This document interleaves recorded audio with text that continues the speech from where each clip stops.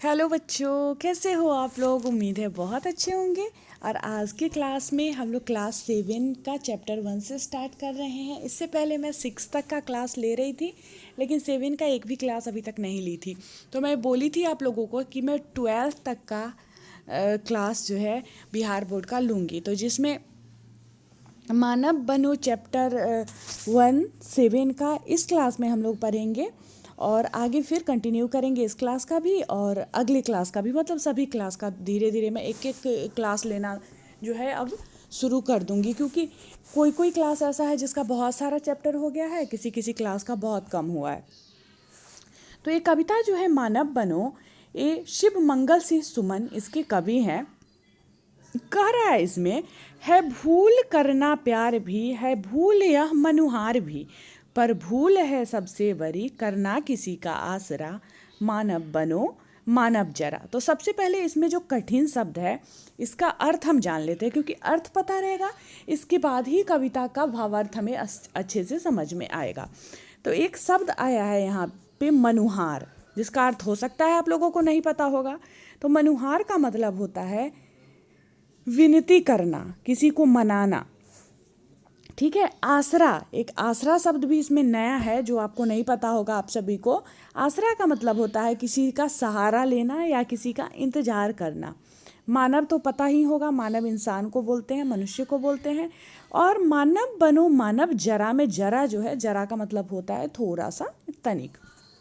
तो ये जो पंक्ति है, इस पंक्ति में जो हमारे कवि हैं इस कविता के, शिव मंगल सिंह सुमन, इनका कहना है कि ये कहते हैं पाठकों से कि आप इंसान बनो और स्वयं पर भरोसा करने की सीखें इसमें दे रहे हैं। मतलब किसी के भरोसे नहीं रहना है, स्वयं पर भरोसा करने की सीख जो है दे रहे हैं। कभी कहते हैं कि इंसानों से तो कई प्रकार की भूलें जो हैं होते रहती है, और उसकी कुछ अच्छे कार्यों को भी लोग भूल समझ बैठते हैं, जैसे प्यार करना किसी से या किसी रूठे हुए को मनाना। ठीक है। लेकिन इंसान की सबसे बड़ी भूल तो यह है कि वह अपने द्वारा किए जाने वाले कार्य के लिए किसी दूसरे का सहारा ले, किसी की राह तके या किसी का मोहताज हो। मतलब हमें किसी पे निर्भर नहीं होना चाहिए, अपना कार्य स्वयं करना चाहिए। यह मानव की सबसे बड़ी भूल यही है कि हम किसी पे डिपेंड हो जाते हैं, किसी के सहारे की हमें ज़रूरत पड़ जाती है। जो इंसान मानव जो भगवान ने बनाया है उनमें विलक्षण प्रतिभा है। मतलब वो किसी भी कार्य को करने में सक्षम है, किसी भी कार्य को कर सकते हैं। बस उनको खुद पे भरोसा रखना है और अपने शक्तिशाली स्वरूप को याद रखने की ज़रूरत है कि हमारे अंदर असीम क्षमता है। अगर वो कर सकता है तो हम क्यों नहीं कर सकते हैं।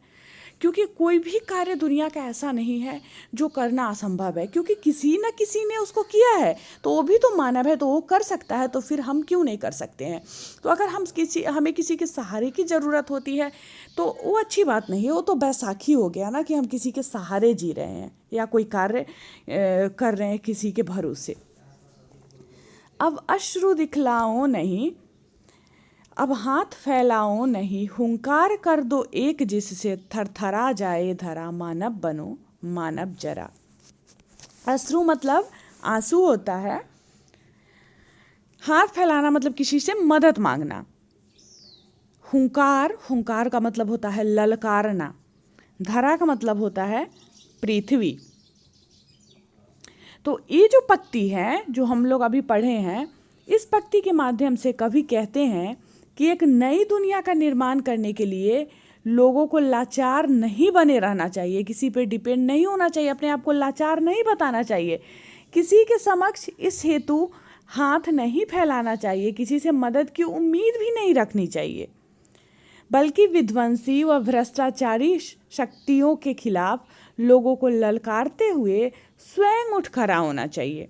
लोगों को अपने अंदर की असीम शक्ति को पहचानना चाहिए और सही मायने में इंसान बनना चाहिए, जिससे जीवन का मकसद जिसके जीवन का जो मकसद है किसी महान कार्य को करने के लिए, तो उस महान कार्य को करने में अपना जीवन और अपना सर्वस्व समर्पित कर देना चाहिए। आप जो भी कार्य करना चाहते हो, आपके जीवन का जो लक्ष्य है, कभी किसी के भरोसे, कभी किसी के सामने हाथ फैला के, किसी को लाचार बन के, मतलब नहीं दिखाना चाहिए। अपने आप को लाचार तो कभी ही मत समझो, आप बिल्कुल भी लाचार नहीं हो, कोई भी लाचार नहीं है।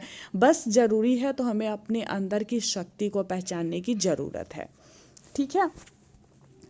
अब है उफ हाय कर देना कहीं, शोभा तुम्हें देता नहीं, इन आंसुओं से सींच कर दो विश्व का कन कन हरा, मानव बनो मानव जरा।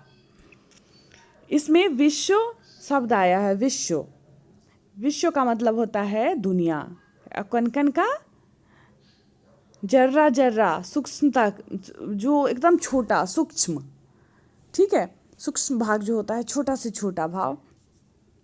और इस भक्ति में कभी कहते हैं कि लोगों को हार नहीं मानना चाहिए। मतलब जो मेहनत है, मेहनत आज न कल आपको करना ही होगा। अगर आज आप मेहनत नहीं करते हो तो कल करना होगा, कल नहीं करते हो तो परसों करना होगा। मतलब मेहनत से कोई भाग नहीं सकता है। तो क्यों ना हम अभी मेहनत कर ले कि हमारा सारा जीवन अच्छा हो जाए, है ना।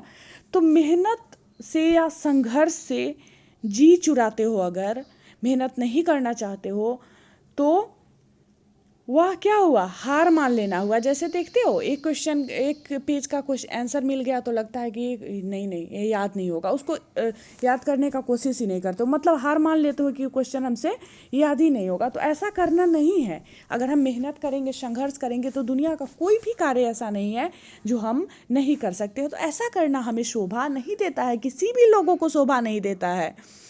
संघर्ष की राहों में आने वाली बाधाओं को सोचकर हार मान लेना मनुष्यों को कभी नहीं शोभा देता है।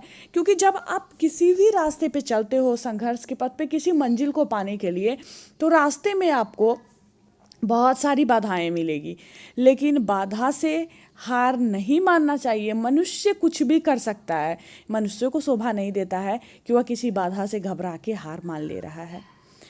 बल्कि उन्हें तो अपने मानव स्वरूप को याद करना चाहिए, जो सृजन में ईश्वर के बाद श्रेष्ठ है, और उन्हें कठिन परिश्रम कर इस दुनिया को बदल डालने चाहिए, जहां असमानता न हो, अत्याचार न हो, चारों ओर खुशहाली हो और शांति का वातावरण हो। तो ईश्वर के बाद अगर कोई है तो मनुष्य ही है, जिसमें सृजन करने की असीम शक्ति है ना। और कठिन परिश्रम करके इस दुनिया को, आप जिस तरह का दुनिया चाहते हो, अच्छा से अच्छा, जहाँ पे किसी के साथ भेदभाव ना होता हो, अत्याचार नहीं होता हो, जहाँ चारों तरफ खुशहाली ही खुशहाली हो, वैसे वातावरण का निर्माण, वैसे शांति का वातावरण आप भी बना सकते हो। लेकिन इसके लिए आपको संघर्ष करना होगा। ठीक है। अब हाथ मत अपने मलो, जलना अगर ऐसे जलो, अपने हृदय के भस्म से कर दो धरा को उर्वरा, मानव बनो मानव जरा। हाथ मलने का मतलब होता है ये नहीं कि हाथ धोना, पछताना, कि कोई कार्य करके हम बाद में पछतावा करने लगते हैं, पछताने लगते हैं। भस्म का मतलब होता है अपने हृदय की भस्म से, है ना। भस्म का मतलब होता है राख। धरा का मतलब तो पता होगा धरती, और उर्वरा का मतलब भी पता होगा, उर्वरा का मतलब होता है उपजाऊ। इसमें कभी इस पंक्तियों में कहना चाहते हैं, लोगों को क्रांतिकारी परिवर्तन के लिए तत्पर रहने के लिए प्रेरित कर रहे हैं। कभी कहते हैं कि आप हमेशा तत्पर रहो, हमेशा सजग रहो किसी अच्छे कार्य को, क्रांतिकारी परिवर्तन को लाने के लिए। कभी कहते हैं कि जो समय बीत गया है उसके लिए पछताने से कोई लाभ नहीं है। जैसे हम सोचते हैं ना कि अरे ये काम उस दिन कर लिए रहते तो अच्छा रहता, और बैठ के पछताते रहते। अगर ऐसा कर लिए रहते तो हमारा लाइफ ऐसा होता, हमारी ज़िंदगी ऐसी होती। तो वैसा कुछ छोड़ो ही नहीं जिससे मतलब पछताना पड़े, और बिल्कुल भी नहीं पछताओ। जो बीत गई सो बात गई, उससे पछताने से कोई लाभ नहीं होगा। अब आगे का जो समय बचा हुआ है उसका सदुपयोग करो, उसका पूर्ण रूप से सदुपयोग करो, और लोगों को क्रांति की मशाल उठा लेनी चाहिए। चाहे उस मशाल की लपटों में जलकर हम स्वाहा ही क्यों न हो जाए, पर हमारे बलिदान से धरती पर नए समाज की तो रचना होगी, है ना। तो डरना किस बात का है। अगर हम बलिदान दे के भी देते हैं तो फिर नए समाज की रचना होगी, जहाँ पे भ्रष्टाचार, अनाचार, अत्याचार, असमानता, अमानवता नहीं होगी। मतलब किसी से डरो नहीं, भ्रष्टाचार के खिलाफ आवाज़ उठाओ, है ना। कवि कहते हैं कि हमारी धरती सदा से तो महान क्रांतिकारियों को उत्पन्न करने में उर्वरा रही है। तो देखते हो अपने यहाँ कितने क्रांतिकारी, जब अपना देश गुलाम था तो उसको आज़ादी दिलवाने के लिए कितना लोगों ने वो किया। तब तो उनको हम पढ़ते हैं इतिहास में, वो अमर हो गए हैं, वो बलिदान तो दे दिए देश के लिए, लेकिन वो मर के भी नहीं मरे हैं, वो अमर हैं। पिछले कुछ समय से ऐसा न हो पा रहा है, अब फिर से धरती को इस मायने में उर्वरा साबित करने का समय जो है वो आ गया है, ऐसा कहना है हमारे कवि शिव मंगल सिंह सुमन का। बहुत अच्छी कविता इन्होंने लिखी है और उम्मीद है आप लोगों को अच्छे से समझ में आया होगा कि हमारा यह कविता क्या कह रहा है। तो चलिए मैं मिलती हूँ फिर आप लोगों से नेक्स्ट क्लास में। जो भी लोग चैनल पे नए हैं या पहली बार आए हैं तो सब्सक्राइब ज़रूर कर लीजिएगा। सब्सक्राइब जो रेड कलर से लिखा होगा उसके बगल में घंटी का बटन होगा, उसको दबा लीजिएगा। उसके बाद कोई भी क्लास आएगा, नया वीडियो जो आएगा उसका नोटिफिकेशन सबसे पहले आपको मिलेगा। और अपने दोस्तों के बीच शेयर करना बिल्कुल नहीं भूलिए। तो चलिए मैं मिलती हूँ फिर आप लोगों से नेक्स्ट क्लास में। तब तक के लिए बाय बाय।